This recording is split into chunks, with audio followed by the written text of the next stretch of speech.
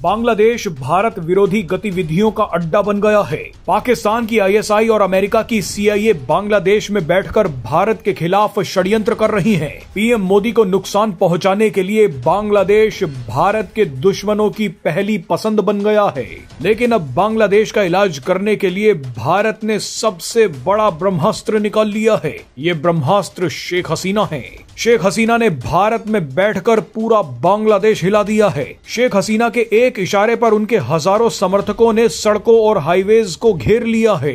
पूरे ढाका में लॉकडाउन लगा दिया गया है। शेख हसीना ने बांग्लादेश में जेनजी प्रोटेस्ट शुरू करवा दिया है। हजारों लोग मशाल लेकर बांग्लादेश के कई इलाकों में पहुंच गए हैं। असीम मुनीर के तलवे चाटकर कुर्सी से चिपक कर बैठे मोहम्मद यूनुस अब घर में जाकर छिप गए हैं। बांग्लादेश की राजधानी ढाका में लोग मशाल लेकर आजादी छीनने पहुंचे हैं। आपको बता दें कि पिछले 3-4 दिनों से बांग्लादेश के कई इलाकों में ताबड़तोड़ बम धमाके हो रहे हैं। बांग्लादेश में शुरू हुई इस क्रांति के पीछे शेख हसीना है।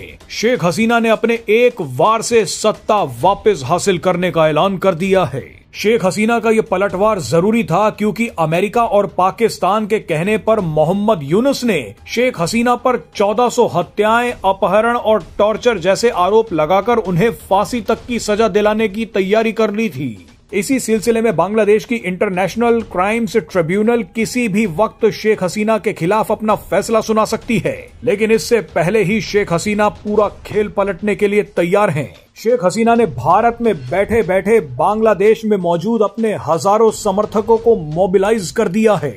इसके लिए शेख हसीना ने जबरदस्त रणनीति बनाई। उन्होंने एक के बाद एक ताबड़तोड़ भारतीय और विदेशी मीडिया को इंटरव्यू देने शुरू कर दिए। शेख हसीना के इन इंटरव्यूज ने बांग्लादेश में तूफान खड़ा कर दिया। शेख हसीना ने कहा कि ना तो मैंने कोई इस्तीफा दिया, ना ही इस्तीफे पर साइन किया और ना ही राष्ट्रपति को इस्तीफा सौंपा। यानी उन्होंने साफ साफ कहा है कि कानूनी तौर पर अभी भी मैं बांग्लादेश की प्रधानमंत्री हूँ। शेख हसीना ने कहा कि कट्टरपंथी मासूम बांग्लादेशियों की जान ना ले, इसीलिए मुझे देश छोड़कर जाना पड़ गया। भारत में दिए गए इंटरव्यू के दौरान शेख हसीना ने कहा कि अगस्त में जो हुआ था वो किसी भी तरह से संवैधानिक नहीं था। मेरे हाथों से सत्ता छीनी गई और गैर चुने हुए लोगों ने बांग्लादेश पर कब्जा कर लिया। मेरी पार्टी के चुनाव लड़ने तक पर बैन लगा दिया गया है।